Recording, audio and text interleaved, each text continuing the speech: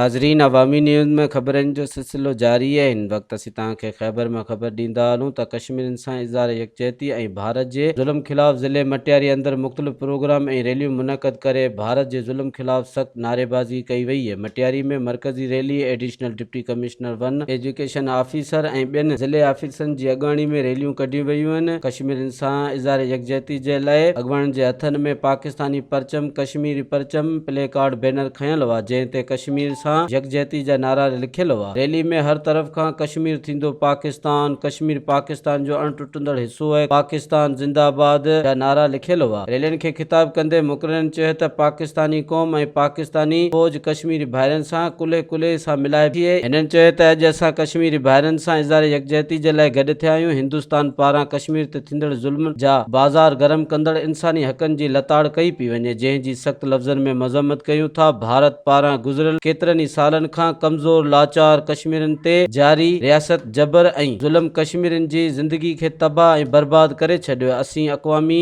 आलम खां मुतालबो करियूं था त इहे भारती जबर, ॾाढ ऐं इंतहा पसंद जो नोटिस वठंदे कश्मीरियुनि खे अक़वामी मुत्तहिदा जी क़रारदाद तहत जीण जो हक़ ॾियारियो वञे। मज़ीद खबरों और तफसीलात के लिए विजिट करें हमारी वेबसाइट www.awamiNewsHD.com।